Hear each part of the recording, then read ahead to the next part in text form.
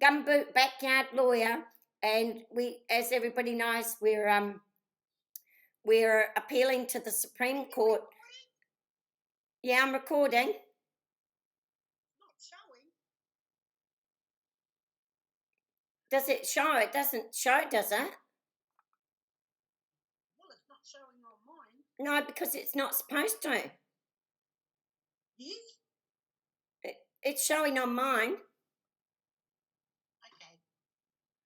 All right. So we're doing we've been in the Supreme Court because we got out of time in the appeals court, but we got mooted before we got ooted. But it's kind of a bit of controversy, the out of time. But anyway, we appealed the out of time, and it's that's in the Supreme Court now. And we had to put in the submissions on the 20th of March, I think it was. And then the opposition had until the 12th of April to put in their submission on behalf of the respondents. So there you see, we've got Catherine Ann Sixtus. That's me, the star. I am on the brink of stardom. They're calling this kind of law, they're calling this kind of law, what do they call? Pseudo, not sado, pseudo law. Psuedo.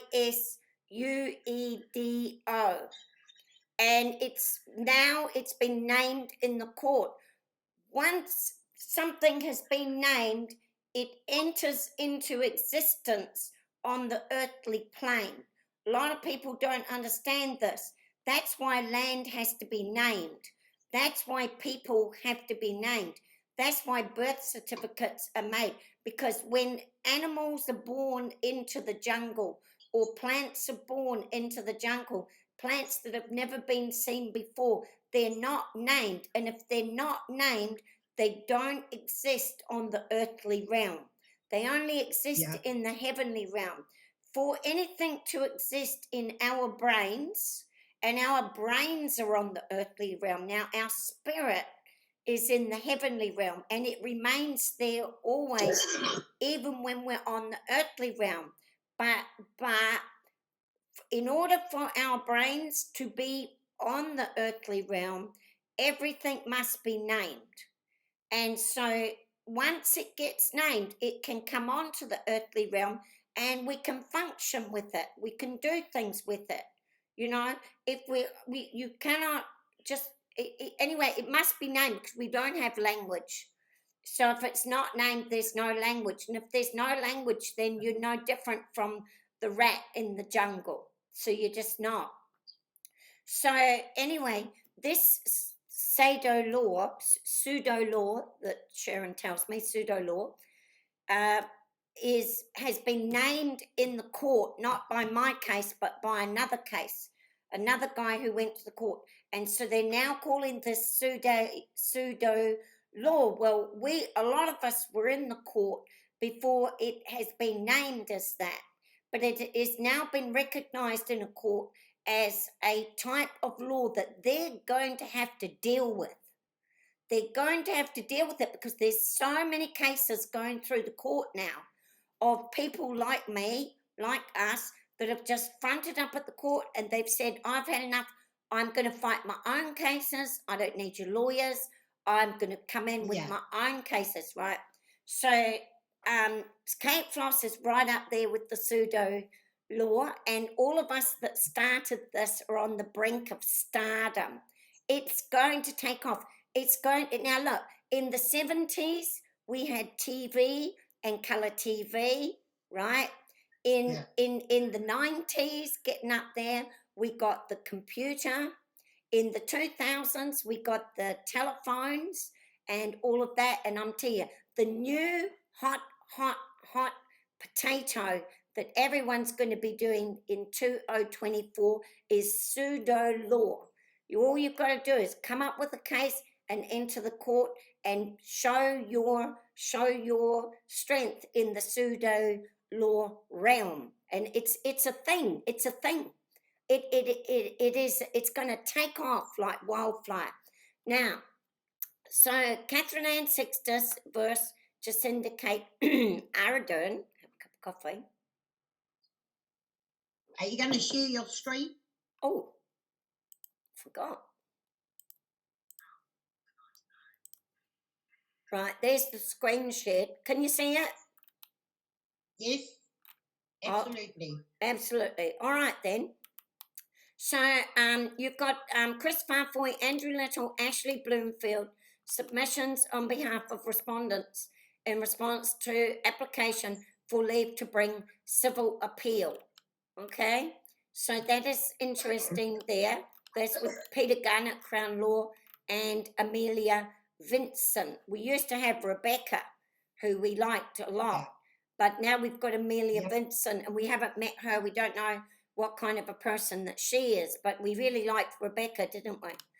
So she's greatly missed because she was easy to she was, you know, she was easy to work with. Not that she let us win, but that she was respectful. Understood what you were talking about, Kate. Yes, and she was interested, wasn't she? Yes. Yes. Especially when she had to point out to the lawyer himself, prayers, Peter. They're called prayers. Yeah, prayers, Peter. Yeah. Yeah. The issue before the court is whether, yes, she did. She said it was the press. So she's probably the first one that recognised that they were the press, and this was a very special case to do with making prayers to the court to hold ministers to account by our prayer under Almighty God and the 1688 Bill of Rights. So she's probably the first one that actually recognised that, isn't it, Sharon? She is. Yeah. The issue before the court is whether the Court of Appeal erred in declining Ms. Sextus's application under 43.2 of the Court of Appeal, civil. This is a civil case, not a criminal case. Rules 205 for an extension of time. I had applied for an extension of time, and the Supreme Court had, this case was duly functioning within the appeals court where we were appealing the strike, and the Supreme Court where we were appealing the $10,000 security fee that Crown Counsel had ordered from us to fight the strike. So there were two cases going on here in tandem. The Supreme Court, we had asked for an extension of time in the Supreme Court because I had said to them I wanted to make inquiries to England about the right to petition the King being free, not having to pay, right? Because it's the right to petition the King, and all commitments for doing so are illegal. Isn't that right, Sharon? Yep, under 1688. Yeah, under the 1688. That's right. And the Supreme Court had sent me a letter and said that the 3-month extension is fine and no problem. And so over in the appeals court, they had said, no, it is a problem and you can't do that. And while we were in amongst the arguments of that, it got an out of time by 1 day. So it got an out of time, but the registrar was able to give us an extra 5 days, right, to ask the respondents if they would agree to the out of time. And they were supposed to answer within the 5 days. And if they had said no, I could have gone to the Supreme Court, paid the entry fee, and immediately entered, and everything would have been normal. But the Crown Law did not answer within the 5 days. And so then I put in a complaint to the appeals court. And when I put in the complaint, the registrar contacted the respondents and said, do you agree to the extension of time? And respondents said no. And so I lost my 5-day opportunity and got an out of time. And so that's what I appealed. So and so that's under the appeal. The respondents oppose. They said that before an appeal is to be treated treated as having been abandoned. The respondents opposed the application for leave to appeal because the application is significantly out of time and the reasons the applicant relies on do not excuse the delay.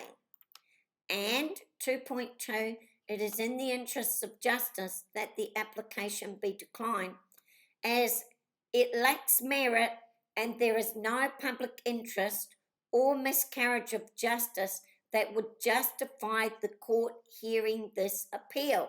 So that's right, isn't it, Sharon? It's Peter Gunn's same old go-to. No merit, right, and no public interest. Yep. Isn't that right, Sharon? And you're right. That what he's written up here is, you're right. That's his go-to. It's on repeat always. But it has public interest, Kate, and you know why it has public interest. It has public interest because everything that we have put in our case is being addressed in Parliament right now as we speak. Every single grievance was taken up by Winston Peters as part of his campaign policy. Every single thing. We can match it almost word for word. There were about 10 grievances, weren't there? And every single grievance, And I disagree with no public interest because when we tried to get it through the court, it didn't go through. And yet Winston Peters one went through. And you're right, word for word, what you had submitted to the courts, he had picked up on, and this was way before they were elected. Long before they were even elected, 2 years before they were elected, we put in 10 grievances. And Winston Peters of the New Zealand First Party, those 10 grievances were all put in his campaign policy. Every single one. I mean, don't get me wrong. It's he got it out there. Yes. What we put into place, he got it out there. But for them to tell us that it's not of no public interest, that's crap. It's just a lie, isn't it, Sharon? It's not. A lie. It's not factual. And you've got a deputy prime minister who's put that into force. In actual fact, it was part of his 100-day plan. The coalition government's 100-day plan. That 100-day plan had your 10 items from our court case. It did, Sharon. We ticked them off one by one. Exactly. Now, another grievance that we had was that they were not drafting laws correctly. We said that they were psychologically waterboarding us with law. Yeah, and that they were not drafting laws and regulations correctly. And I asked for an investigation into that. Now, that investigation was conducted by Judith Collins in the Parliament, who is now the Attorney General of New Zealand. She conducted that inquiry and she made a parliamentary announcement that, in fact, they were not drafting laws correctly. They were not sending their regulations to the Parliamentary Law Drafting Committee, and that the COVID response, which is what I had originally challenged, I said to them that the COVID response was repugnant to the 1688 Bill of Rights. That's what I'd said to them. It all started at the COVID response. Well, she has come out in Parliament and said that they drafted that law. They passed it in 3 days. They never sent it to a select committee. They never sent it to the legal drafting department that they're supposed to send all regulations to, and that they were all writing their own regulations, just their secretaries were writing, and nobody was checking them and sending it up to the government general. So that's been dealt with. So it's all been dealt with. But you know what? I'm happy that it's all been dealt with, but we did not get our declaration because they said there's no public interest. Aren't Yeah. they the liars, aren't they, Sharon? Well, we better not call them liars, but Oh, it's terrible, Kate. yeah. It's terrible. Oh. We only The research you did on all of that, the submissions you did on all of that, it took Winston and Peter and took Winston and Judith Collins to actually enforce it. We and couldn't. and in an actual fact, when we went into the court, we said to them, we're not asking the court to deal with all of this because we know it's too much to deal with, didn't we? But Yep. but we said to Yep. them, but we would just like to have a declaration to affirm that our 1688 Bill of Rights exists and has It's supreme. power, that it's supreme and that they should be following it because everything they were doing was repugnant. Yeah. So that we only really wanted a declaration. We didn't even ask them to deal with all those things. We just said that all those grievances are repugnant to our 1688 and could we have a declaration? And they could have given it to us, couldn't they, Sharon? Of course they could have. And instead they stole everything that was in there and took it all to Parliament without me. Cheeky buggers. I wouldn't say stolen. I would say they saw it, they ran with it, you know, and for me that's a yay, we did that. Yes. Kate did that. But I can't believe that the court is still going on about no public interest when actually it was the first 100-day plan of the coalition government. It was. Word for word, we could tick it off side by side, couldn't we? Yeah. So but this has always been Peter Gunn's go-to, that it has no merit and there is no public interest. So let's just see how that goes. But what we know here is that there is an argument here, because the argument is that, yes, because I'm saying that there is public interest and that there is merit. I said in my case that there is merit and there is public interest, and he's saying there's no merit and there's no public interest. So that's the argument right there. And that is possible that the Supreme Court might just allow the oral hearing because there is an argument to be had. So let's see what else he says. On the 24th of May, Cook J, 2022. Now, the original case was entered into the court in December of 2021. In December of 2021, when they brought out that COVID Response Act, I had my case in the court around about a week later. Now, the only reason it got put in a week later was because I had already been planning a case. Yeah, and I had been planning a case, and it was in the planning stages. When they put out the COVID response, we knew we had to go and fast. So we quickly filed the case in December of 2021. It got rejected by the registrar because of, I forget what the reason was, but one of them was it didn't have the statement of claim. So we had to go and write that, a correct statement of claim. The second, then I sent it back and it got, I sent it back in January, it got rejected again because it didn't have the Maori writing on the top of the paper. So I actually got obstructed from access to the court for not having Maori language on my document, which ought to be illegal in itself. And that's a whole nother story, yes, isn't it, Sharon? And then I fixed that and I sent that back. Then it got rejected again because it didn't have the signatures. And it took the registrar, I signed it and I sent it, and it took the registrar 3 weeks to answer me that she had received it. So there's quite a lot of controversy there.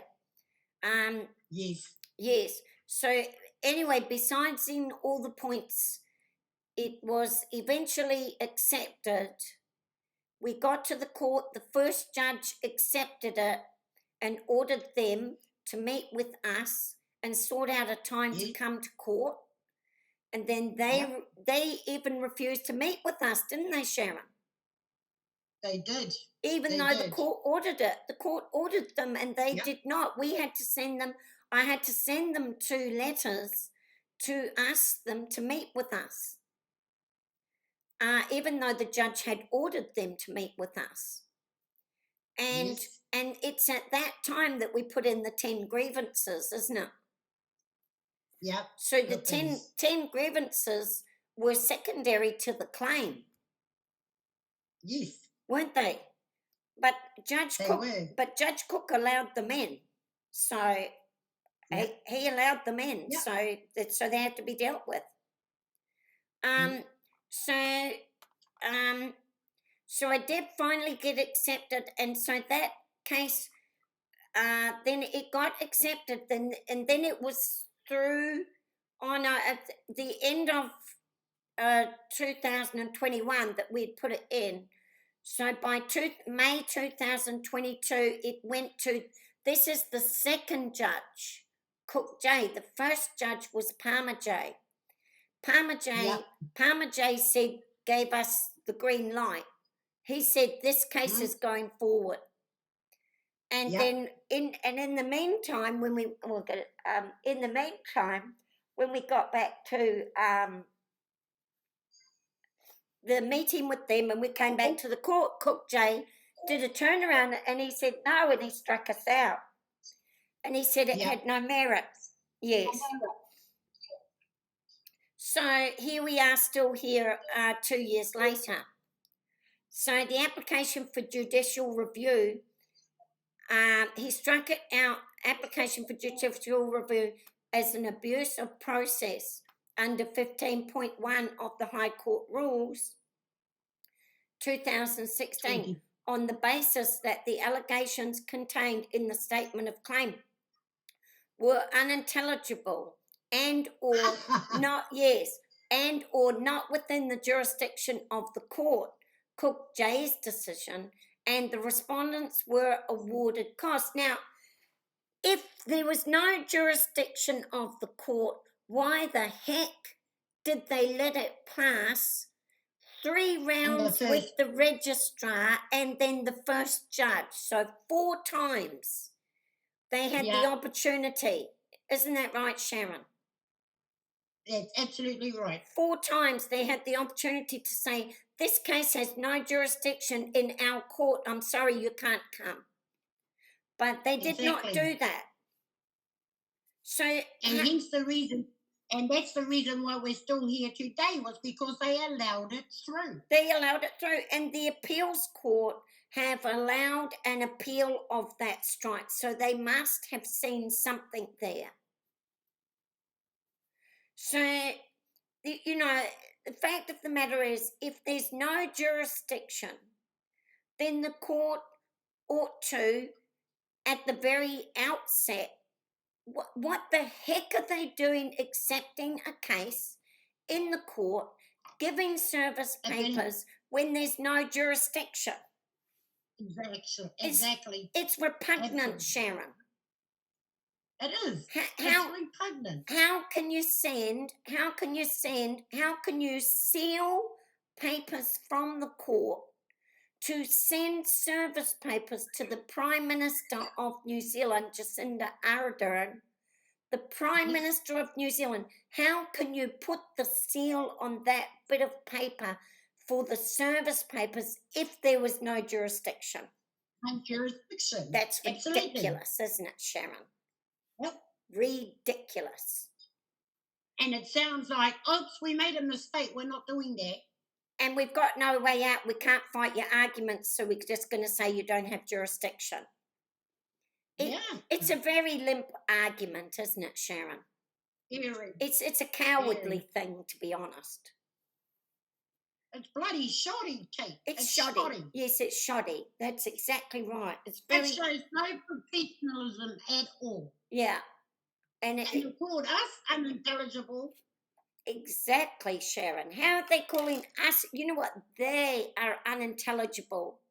When they're putting the seal of the court on service papers to a Prime Minister of New Zealand, and then they're turning around and saying, oops, the court has no jurisdiction.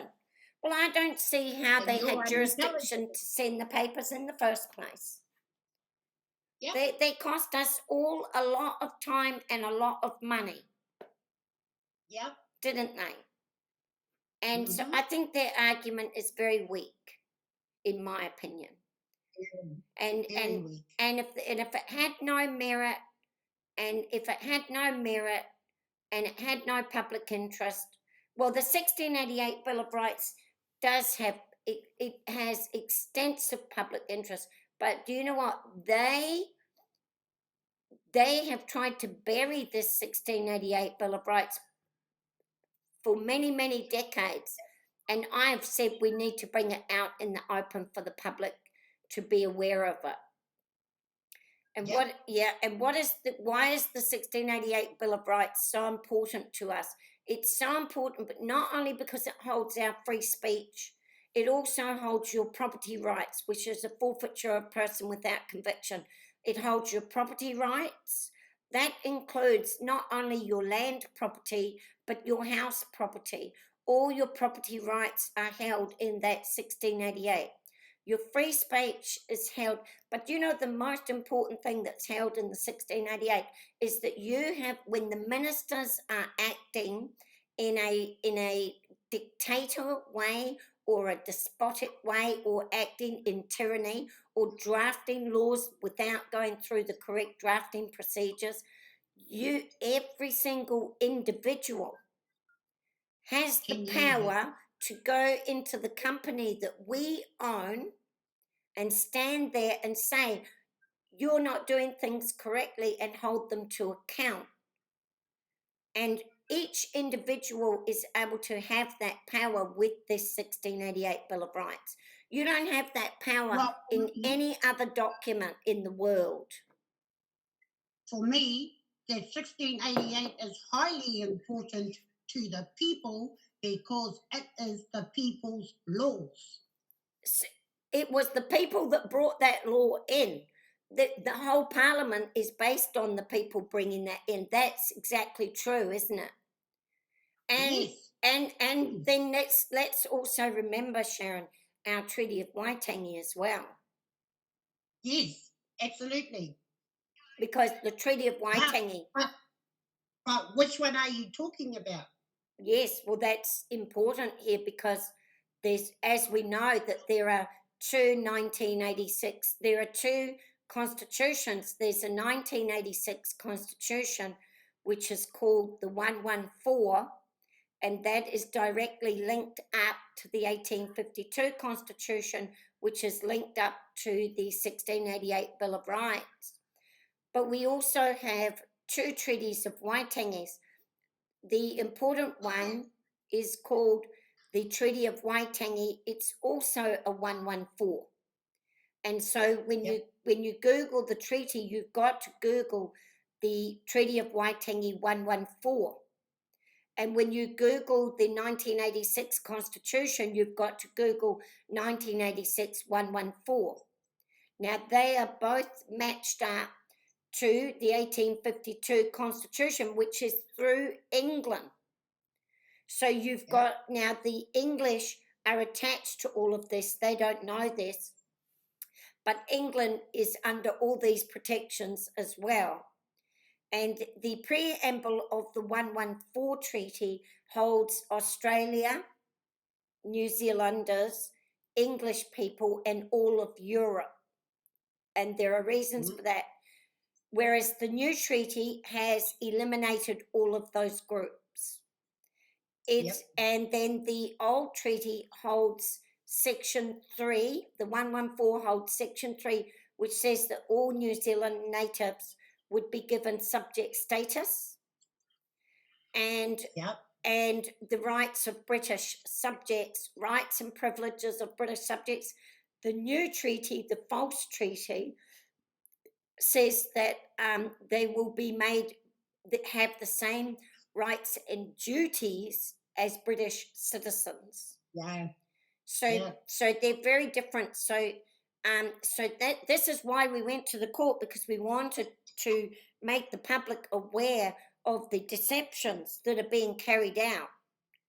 And Yep. so that Treaty of Waitangi, just if you're watching us from over there in England, Scotland, if you're under Rishi Sunak, or if you're under that Yousaf guy over there, which both should not be in our parliament under the 1688, if you wish to use the Treaty of Waitangi preamble along with the 1688 Bill of Rights to enter a case into England, into Ireland, into Scotland, which forbids foreigners in our parliament, you would be able to use that Treaty of Waitangi, and I'm hoping someone will grab it. But anyway, so where are we now, Sharon? I got a bit lost there. So we're up to Judge Cook. So Judge Cook struck out the claim as being unintelligible and that the court had no jurisdiction. On the 21st of June, Miss Sixtus, that's me, Kate Floss, but my stage name is Kate Floss, but my real name is Sixtus, a descendant of the original Pope Sixtus. So we are a line of bloodlines that were papal bloodlines, and our family, including Queen Victoria, changed to be Lutheran Protestant people out, and it was approved by the Catholic Church. So this was all done with the Catholic Church. That's a whole nother story. It was nothing against the Catholic Church, but the Catholic Church became a constitutional pope, and the king became a constitutional king. So that was when they gave all the power to the people through the Lutherans. Well, that's all my family there. So that's under the Sixtuses. Miss Sixtus filed a notice of appeal against Cook J's decision to strike out appeal. The applicant has since pursued two related lines of litigation. The first has been decided by the Supreme Court, and the second reaches it now. Now, what kind of things is Peter Gunn going to get up? So we've been through the matrix like you've never seen. We've ascended to the Supreme Court 3 times on the same issue about the $10,000 fee and the court fee. And now we're ascending for a 4th time because we got out of time because of all of that. And so she has pursued 2 lines of litigation. So he's put all this nicely. Miss Sixtus did not pay the filing fee for the strikeout appeal. Miss Sixtus applied for a waiver of the filing fee, which was declined by the Deputy Registrar on the 12th of August.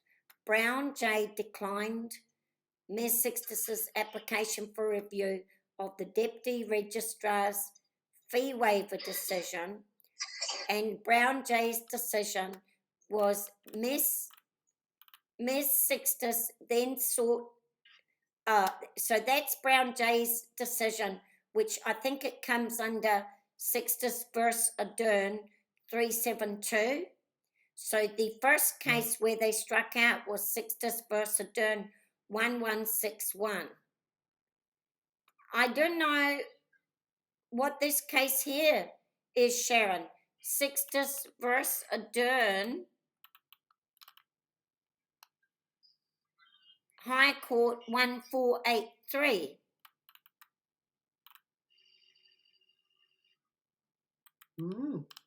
Oh, this is not published, but I have it. The respondents were awarded costs. Yes, so that is called 1483. Now, I assume it's been published in the High Court website, but I've never seen it. But I've got it in my emails. So that was when the respondents were awarded costs. And then Sextus Versaderm was the application to appeal that. But he's saying that it's only the fees waiver. Well, the fees waiver was only $1,100. I don't actually have a problem. In hindsight, I did not realise. I got a bit mixed up. But the fees waiver was only the court fee, which was $1,100, which I would quite happily pay. But it was the $10,000 security fee that I thought that they were one and the same. He wanted $10,000 to allow the strike to go to appeal, and it was the $10,000 that I didn't want to pay. And I do have letters to JC McGrath that I said that I was appealing both the fees waiver and the costs. But sometimes they attach it and sometimes they don't. But in an actual fact, I could have paid the fees waiver and then challenged the $10,000 costs, which would have changed things. I would have been challenging them and not challenging the court fees. So the court has been adamant that they will not let me out of court fees, but the court fees are very minimal. They're only $1,000 and I would happily pay them, and I have been paying them since. But the security fee that they asked for is beyond people's means, and the average person is not going to be able to go to court to fulfill their 1688 Bill of Rights under this strike law and the exorbitant security fees that they are asking for. It knocks people out. And I'm just going to let out a little warning to the public now. The place where you mess up is battling the fees waiver. If you just scrambled around your friends and scrunched up the $1,000 to pay the fees waiver, you would then be able to go through full court hearings to challenge the $10,000 or whatever $1,000 security fee, which would be the better case to fight. But it does not detract from the fact that I have said that under the 1688 Bill of Rights, it does say that we have the right to petition the king if they have been making laws repugnantly, and that right, no commitments, all commitments and prosecutions for doing so are illegal. Yes. Isn't that right? And what that means, two things. One, it's supposed to be free for everybody, because we have to be able to protect ourselves against tyrannical governments. And it shouldn't matter if we're rich or poor, because they've been writing laws repugnantly. And two, the second thing is, I've got the second thing, Sharon. The second thing is, they're not allowed to prosecute us back for doing that. So in my mind, it says that if you lose the case, if they come forward and say, no, the government and the ministers were not acting repugnantly, they cannot prosecute you for bringing the case to the court. Because, that's right. Yes, because you as long as your case was genuine and you're not in there vexatiously, when you've got a genuine in your mind, it doesn't have to be true or not. You only have to deeply believe it yourself. If it can be seen that in your mind you believe that they were acting repugnantly or tyrannically, then they've got no right to prosecute you for that. That's how I read the right to petition the king law. And they have so far refused to address that issue. They will not mention it. And yet Judith Collins has already proven that they were waterboarding the laws. They were illegal. And their secretaries were writing the laws and posting them up on different different websites not the New Zealand government website, but in their individual ministries, they sat there, a secretary sat there, drafted a law by herself, and went, and a regulation, which is a law, and put it up on their website, and it had never seen the eyes of a lawyer. Not even seen the eyes of a lawyer. And they were threatening prison, Sharon. They were threatening to put people in prison. Yep. And no lawyer had ever seen the document. And so, and Judith Collins has proven that I was correct. So anyway, let's move forward. So after, that's Cook J, that's Judge Brown. So now we're up to Judge Brown, and we're fighting the fees waiver. Ms. Sextus then sought leave to appeal Brown J's decision. So that went to the Supreme Court. When we arrived at the Supreme Court, they asked for another $1,000 fee application to file this case, and we challenged the registrar on that. And that challenge entered the Supreme Court and met with Ellen France, and that is the first time ever that she mentioned the words, the right to petition the king. She says the applicant believes that she has the right to petition the king about questions of law, about questions of law, and that she should not have to pay to do that. So that's the first time that the right to petition the king was ever mentioned on a court of law paper. But she never gave an answer whether she agreed or whether she disagreed. Yes, she just left it sat there, Sharon. I can't hear you, Sharon.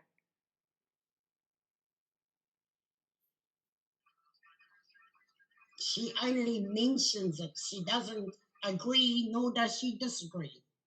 Exactly. And so that's significant in itself, isn't it, Sharon? Yep. Yeah. And so it was because of her decision that she put it in her case, but she neither mentioned it nor not mentioned it. She never said anything about it. I asked for a 3-month extension before submitting the Judge Brown case of fee waiver because I wanted to contact England to ask them what that law meant in the right to petition and no commitments for doing so. Yep. So the Supreme Court allowed me the right to go and do that. And the appeals court said, no, if you do that, we're going to strike you out and put you out of time. Is that right, Sharon? Yep. Yep. And, absolutely. And it is directly because of Ellen France's decision, because she put it in and then she never mentioned it. That was the cause of me needing to do that. It all makes sense, does it not, Sharon? It does make sense. It makes sense.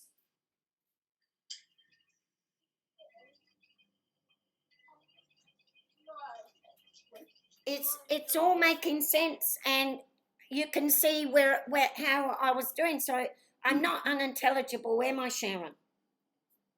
No, we're not. Not to you. I'm not intelligible to you, am I? You know what I'm talking about, don't you? So I don't believe their claim that it's unintelligible, because it all makes sense to me in my pseudo law. So what happened next? On July 23, so we're into the second year now. We're way over there in July 23. Well, in between between Ellen France's decision and the July 23, there were many, hundreds of emails that went back and forth dozens of memorandums and submissions that went back and forth. It's been a real battle. You've got to be really, really strong if you want to enter the court. You've got to be diligent and you've got to be on the ball, because they just bombard you with BS. They absolutely just try and overwhelm you.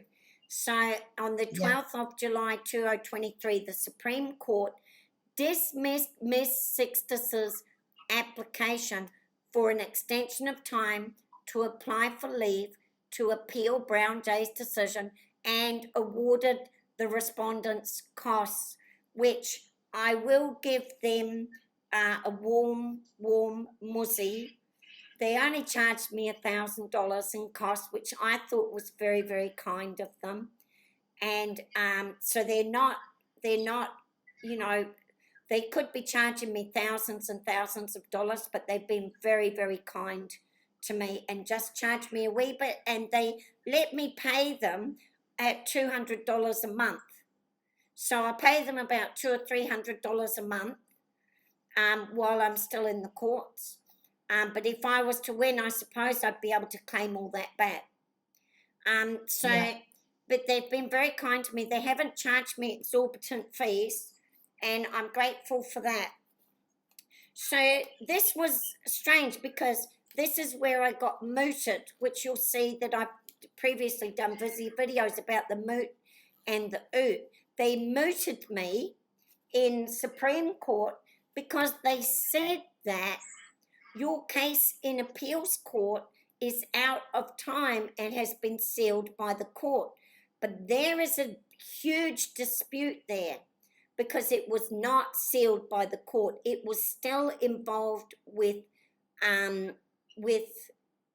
opposition by me, and it was still being ruled on. It had not been ruled just yet. So how can you moot it before it's been ooted? Oot means out of time. It's called the oot. The moot and the oot. The moot is when the court will close your case down for some reason, and the oot is when your case is closed down because you've got an out of time. The Supreme Court mooted my fees waiver against Brown J. Mooted it because he said it's ooted in the appeals court already, but that was not in fact the case. And it wasn't. And so that oot has finally been ruled on by the appeals court, and they said we stand by our oot, and it is that oot that we are appealing right now at the Supreme Court. So that's where we're at, folks. Isn't that right? Yes.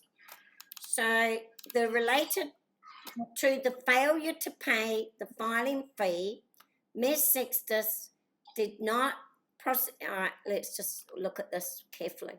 Related to the failure to pay the filing fee, Ms. Sixtus did not prosecute the strikeout appeal, and the appeal was deemed abandoned. So he set the argument there that because she did not pay the filing fee, Ms. Sixtus did not prosecute the strikeout appeal, and the appeal was deemed abandoned. That's the arguments that we're having here about the way that, because I had a letter from the Supreme Court that I could have an extension, and while I was in talks with the appeals court about that extension, it got out of time by 1 day, and so they said, oops, you're out. And so that's what we're arguing about. And Peter Gunn has always gone to his same old, the case has no merit, the case, and the case has no public interest. Yes, no public, that's right, Sharon. No, so that's where we are.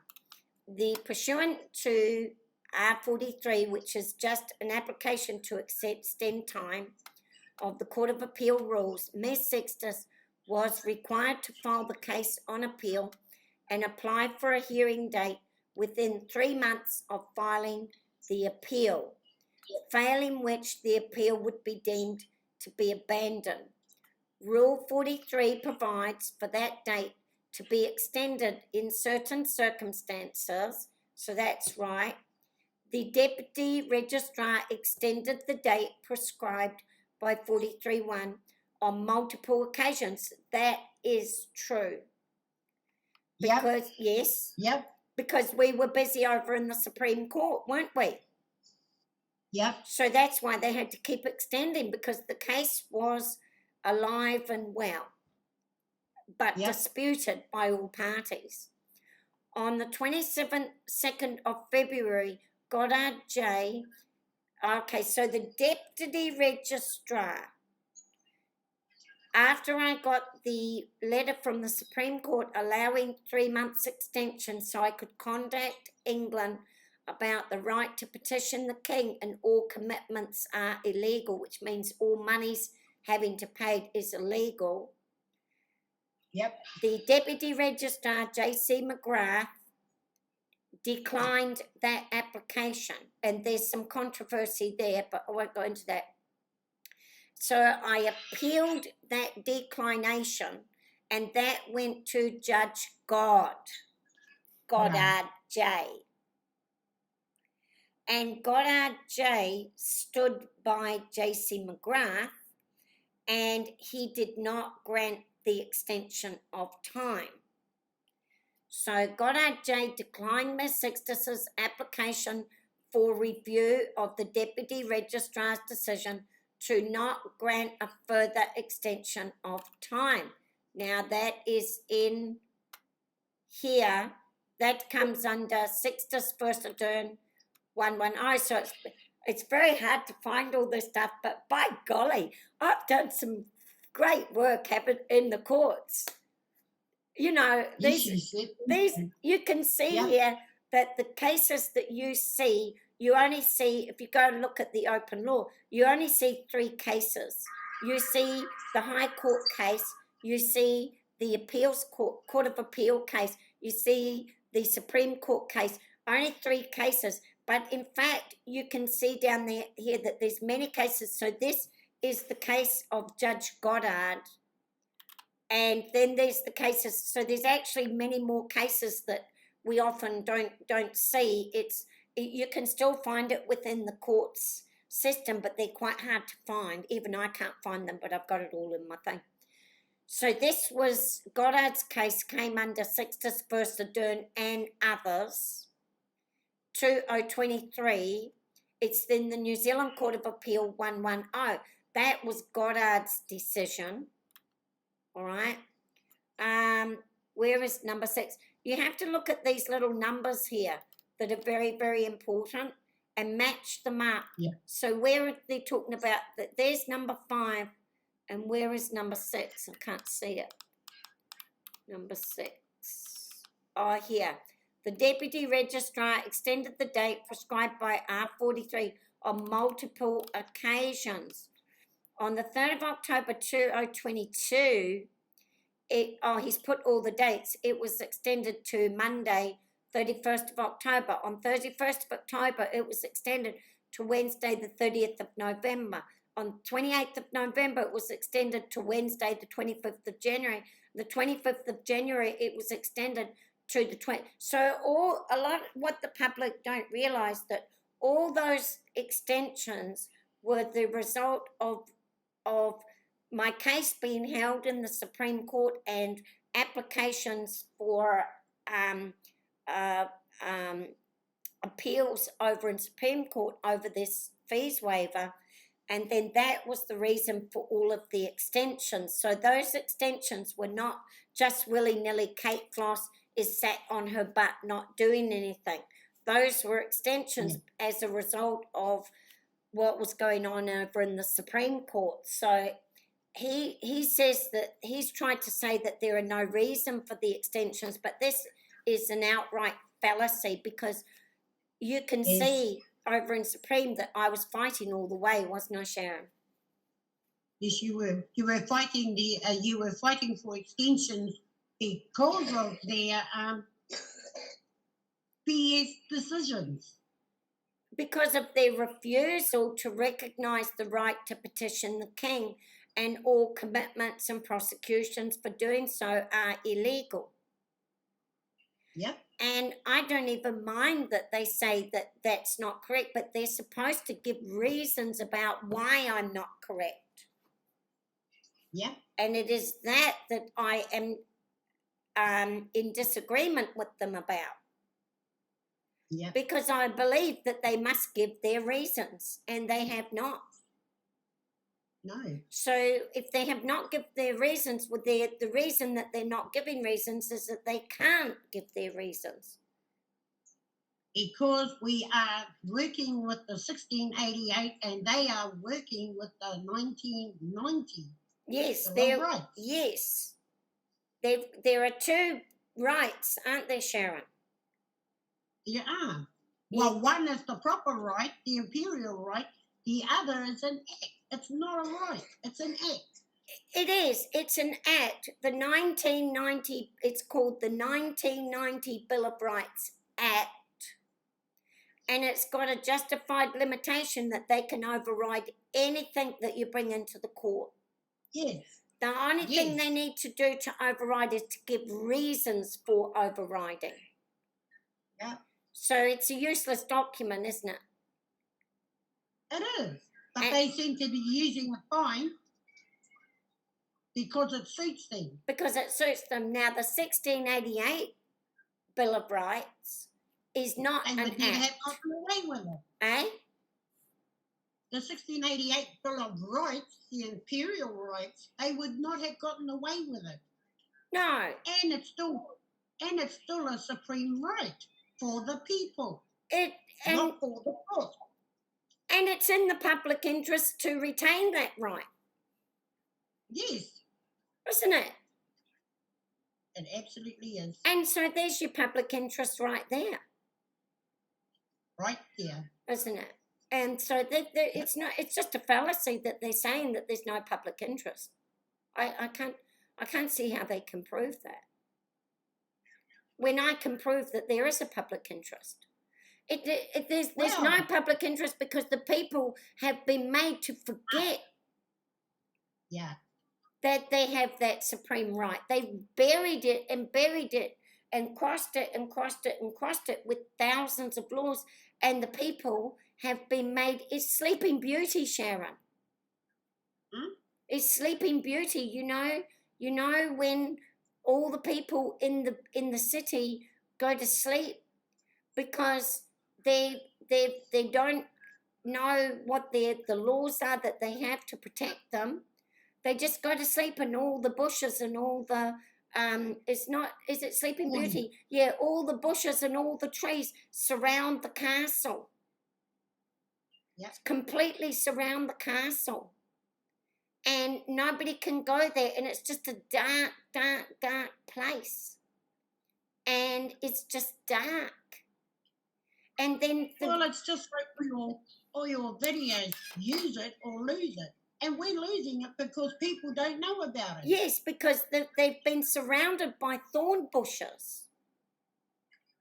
That's the 1990 Bill of Rights Act, is all the thorn bushes that they've surrounded the castle with. Well, the thing that gets me is they use it because Winston Peters used the 1688. And he won his case. Yes, he used it. And they're trying to say that the people, because they're trying to say that this 1688 is for parliamentarians and for Parliament. That's their 1990, that's for Parliament, and their stupid LexisNexis. Their LexisNexis, which is an American law company that took over the Queen's Law Company. Butterworth took it over. LexisNexis took over Butterworth's completely in it started in 1969, but it came to fruition in 1976. LexisNexis bought out the Queen's Law Company. The Butterworth's Law Company bought them out in its entirety. And it's LexisNexis that is controlling all the Commonwealth. It controls all the Commonwealth countries, and then it also is in 6 states of America. and LexisNexis have been using the 1990 Bill of Rights Act. So they made all the people go to sleep in the castle with the 1688 buried deep within the castle. Well, then remember what happened, Sharon. The prince or princess, Kate Floss, came riding in on the horse and gave the kiss of life back to the castle. Didn't the prince? And so that's the 1688 that we've brought it back in. And what has happened? All of the thorn bushes are starting to fall down, Sharon. And the light is going to be going on. The light is starting to go on. So we got distracted again, Sharon, as we do. Now, so where are we? So Goddard, the deputy registrar, declined the application for extension of time in the Court of Appeal, which would have meant that the Supreme Court's direction that I was allowed to go to England to make my inquiries because of the Judge Francis ruling where she put the 1688 right to petition the king and all commitments for doing so are illegal. She put it, but she never mentioned it. But then because of that, they did allow me the 3 months so that I could contact England to ask them what that law meant, what was the meaning, and which I did contact England, and England still to this day has not answered me, by the way. So Judge Goddard came in, and Judge Goddard said, oh no, I'm going to stand by the deputy registrar. And then I appealed Judge Goddard's decision, which is down here, 6 dispersed to doing another's NZ New Zealand Court of Appeal 110. All right. So now you'll see us in the Supreme Court, which is on 6, the Supreme Court at 6. So I'm assuming that is the Alan France decision. I'm not quite sure about why it's got that. New Zealand Supreme Court 1, I think that is the moot. I'm not sure if that's, I'll go and look at that later. Or if that is the Alan France. Where is Alan France? Alan France is on 4. Yes, that's Alan France. Okay. So that is Alan France's decision. Yes. Well, yes, it all matches up. Alan France's decision was that she would decline the fee waiver application, but she put in the right to petition the king, but did not make any decision. And then as a result of that, we're over here on 6, where we were declined on the multiple occasions. Right, so there you go. And then we got the Supreme Court 84-2023, where the court mooted me. And you know what you'll see is interesting here? That they don't put the dates of the moots and the oots. But you can see here, I'll be able to show you in a minute, the Court of Appeal issued a notice deeming the strikeout appeal abandoned on the 27th of February 2023. The notice was sealed on the 28th of April. Now, in the Supreme Court, now is where it all gets a bit complicated, because in the Supreme Court, they said it was sealed by the court, but it actually was not. It was only, I won't go into that. I'll just leave that. On the 23rd of May, Ms. Sextus applied for an extension of the time under 43.2, which that's another law, of the Court of Appeal rules before the strikeout appeal is to be treated as having been abandoned.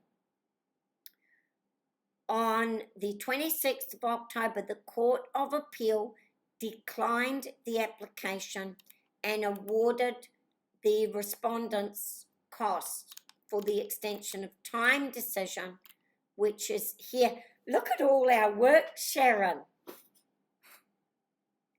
So that came under Sixtus verse Adern 521. Judge Cos dismissed. All right, now is where it gets extremely complicated.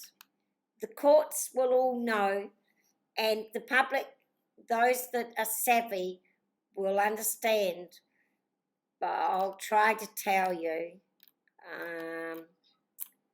All right, we might as well try and tell them, Sharon? Yeah. So what you've got to go up to is, you see this New Zealand Supreme Court, which is on, if you look on number 5, here's 6, so we have to find number 5 here. The Supreme Court dismissed on, now you see here, look, on the 12th of July, this is where you're going to see this moot before the oot.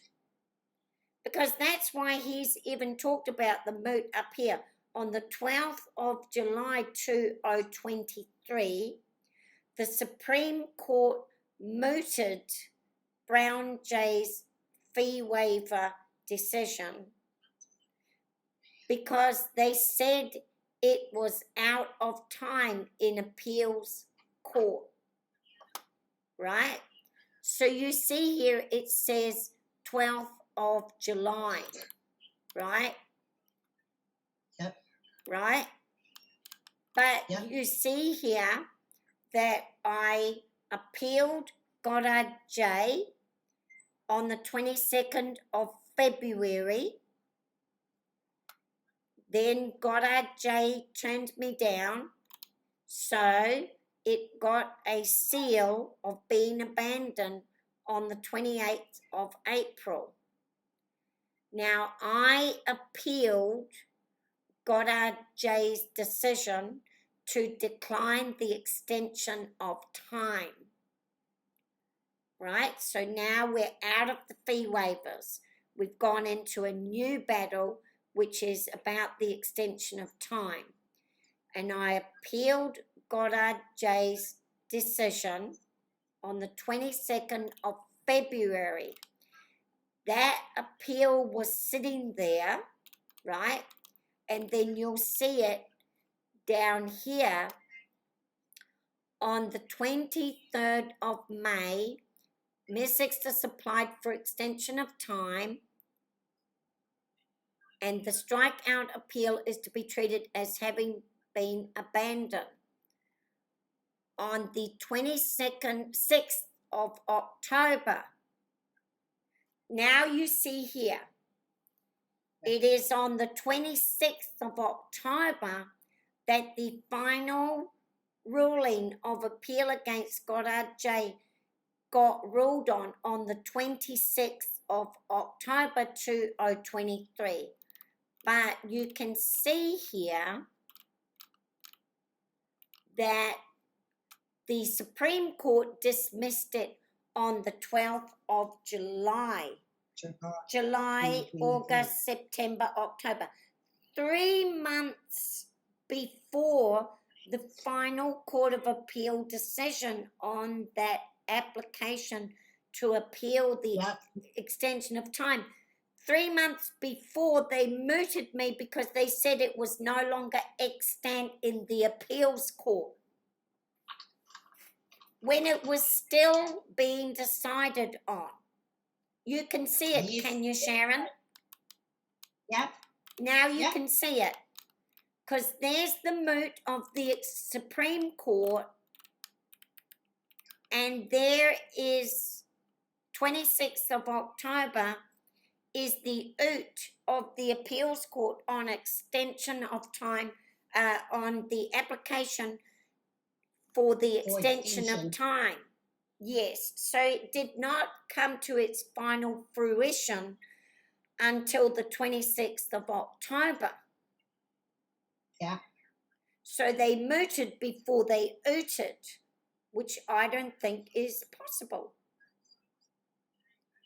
So now this oot is the subject of the argument now.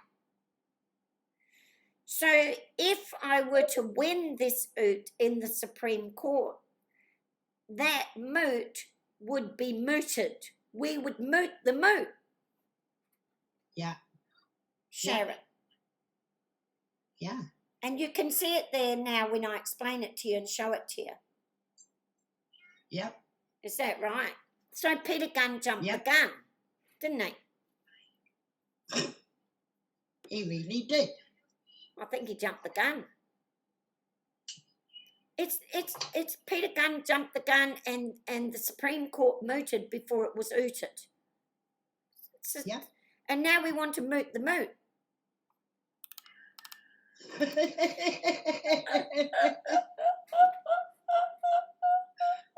Now we want to meet the oot.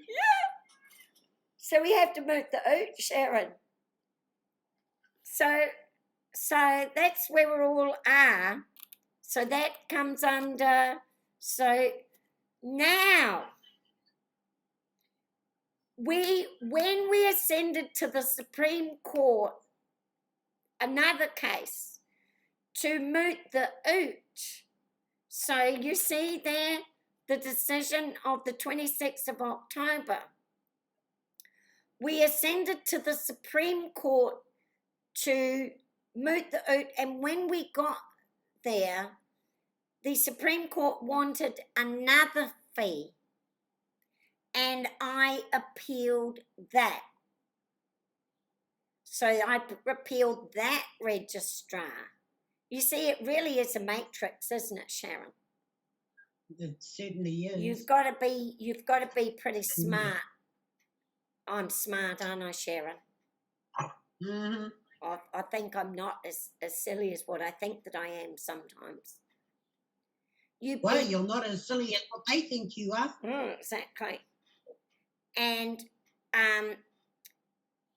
we all, I believe that all of us, any one of us, if we went into the court, it's an innate skill that will click in all by itself. There's so many people that are saying, I don't understand law, I don't have a lawyer, I won't know how to do it, I won't know what to do. But there is, just like in 1688 when they brought in the Princess of Orange to bring in our Protestant protections against these religions that cannot stop fighting and killing each other, the Protestants said we want out of all of that. Well, just like when they were able to do that all those hundreds of years ago, when you go into court, your brain will kick into gear all by itself. And you'll just know what to do. It'll be stressful, but if you keep calm and you keep following it up, it will all just take on a life of its own, and your brain will be able to manage. You will, Sharon. You've got to believe me. Yes. So we all have this skill, but we have forgotten that this is a skill that God gave us under Almighty God. So that is a fact. So we better not confuse people. So 26th of October, it got the appeals court made their decision, and then so I appealed that to the Supreme Court. When I appealed it to the Supreme Court, it went to this man here, Judge Justice Cos. And Justice Cos dismissed the application for a review, not of the decision of the appeals court, but I applied for a fee waiver again with the registrar, Peter Greenhow, and It's always the Peters. See, it's always the Peters. Going right back to Jesus, it was always Peter, wasn't it, Sharon?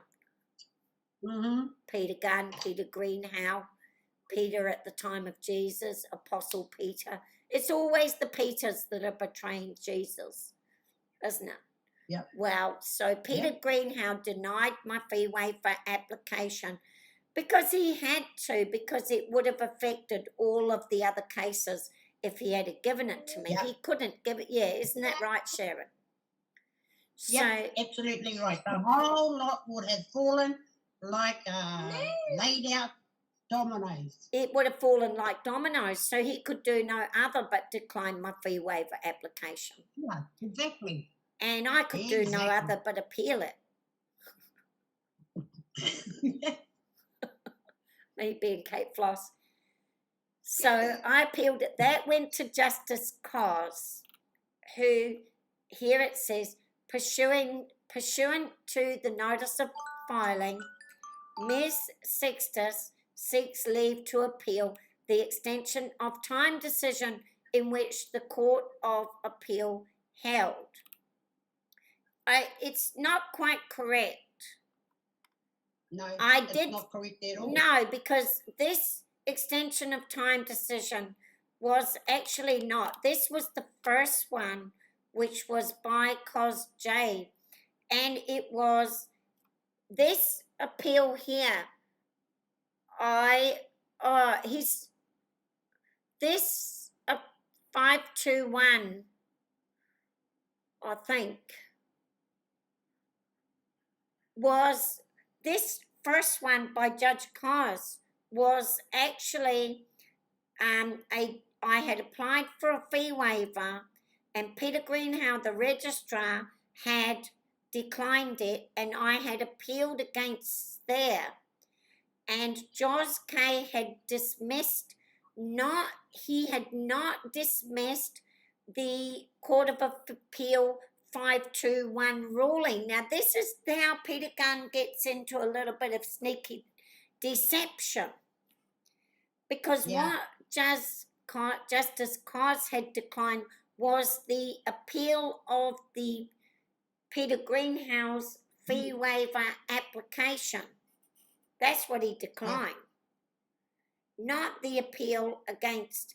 So I think that he is very sneaky in the way he was written this, as he always is. Our Peter Gunn. Peter Gunn, we love you. Crown Peter, I call him. Crown Peter, you know, I love you for all your wonderful work, but by golly, you've got a very clever little knack of twisting things to make it look like something that it isn't without telling any not truths. It's true, but it's not absolutely true. No. So now he does a sneaky because he says on 26th of the applicant awarded the respondents, and he says that is an extension of time decision. And then he's gone and put in Justice Cos dismissed the application review for the review. Oh no, he has put it here. Sorry, I've told lies. Told lies, Sharon. Oops, just strike what I just said. He's put it. Justice Cos dismissed Ms. Sextus's application for review of the decision of the Deputy Registrar of the Supreme Court declining to waive the filing fee of the 20th of February, Sextus versus Dern, New Zealand Supreme Court. Oops, sorry, Peter Gunn, my deepest apologies. Crown Peter. Oops, just strike that, Sharon. He did put it. That's not true. So he's put here, and that came up under another Supreme Court decision, which was called New Zealand Supreme Court 2024. So we're deep into the second year where Justice Cos, so he's similar to Justice Francis, declined the fee waiver application to Peter Greenhow. Oops, sorry about that. So he did put it as being that, but it looks a bit different up here because and never mind. Pursuant to the notice of filing, Ms. Sextus seeks leave to appeal the extension of time decision in which the Court of Appeal held. Ms. Sextus, this is what they said in the appeals court. Ms. Sextus had unilaterally, yeah, he never lasts for long, Brent, does he? Ms. Sextus had unilaterally failed to take steps to progress her appeal, and he says, without adequate explanation. Now he's talking about the Cats versus Brown. Brown and Cats, who were upholding Judge Goddard's decision to not allow the extension of time. So we're going out of fees and into the extension of time. And it is that extension of time that is now under appeal in the Supreme Court. Thank you, Peter Gunn, for... Oh, I feel really guilty for what I just said about poor old Crown Peter Gunn. Thank you so much, Peter Gunn, for making all this clear. So he's worked very diligently to put all of this in order and make it all clear. So we can thank Crown Law for doing that. A big thank you. Yep, so I have to renege on what I've said, Sharon. You know, there's nothing wrong with making mistakes in what you say when you're in the court, but if you realise that you made a mistake, the important thing is to come up front and make your apologies and acknowledge your mistake. That's what fixes it, doesn't it, Sharon? Are you still there, Sharon? Sharon? Hello? Sharon? Where's Sharon gone? Brent's gone. Sharon, come back. Oh, is it not, do I need to do a it's clicking in and out. Oh, you might need to call back. I'll,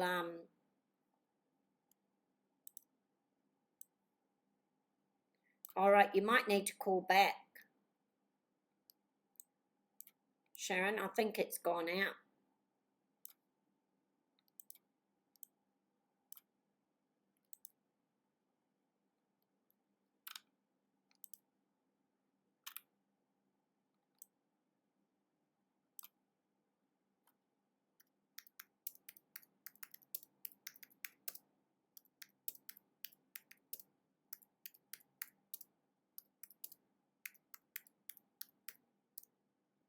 Right, hang on, I'll just stop the video and we'll do a video part 2 anyway, I think. I can always match them up later if I want to. So hang on, I'll just make sure all my people are connected up.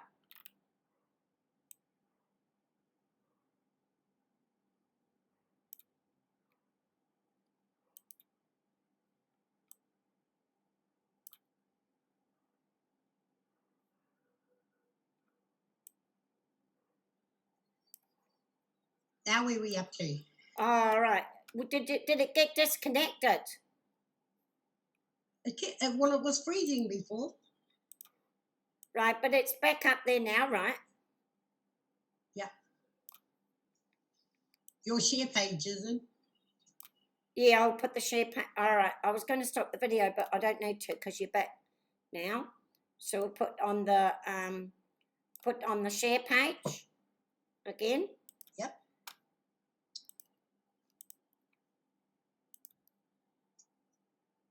All right. Oh, I've put on the wrong share page, Sharon.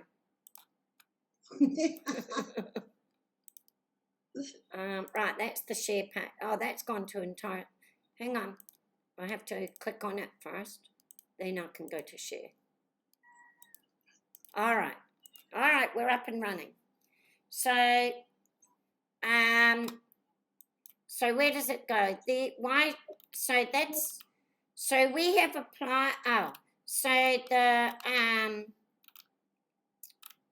now we're all on track to, so that's all the history, and now we're all on track to where we are now in this moment.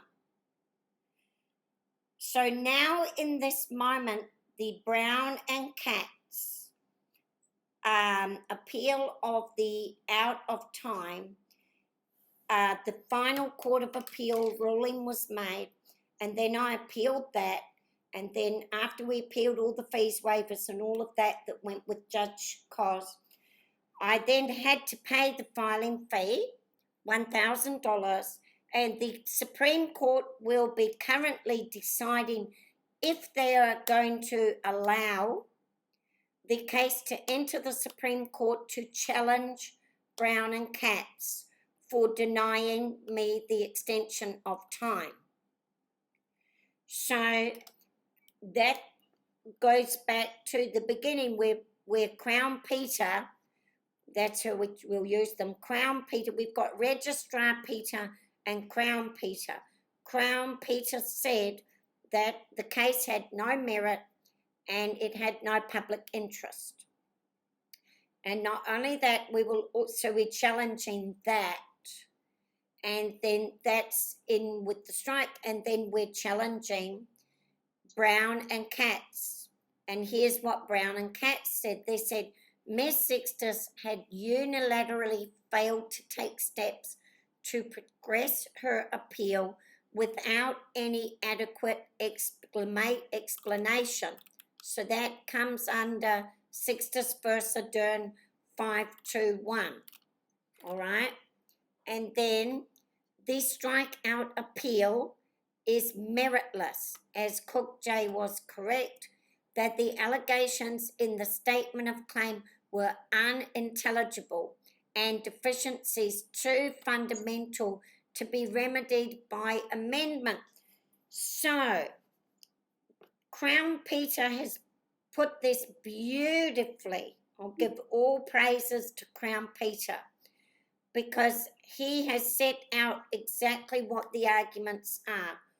One, going over to the Cook J strike as being meritless.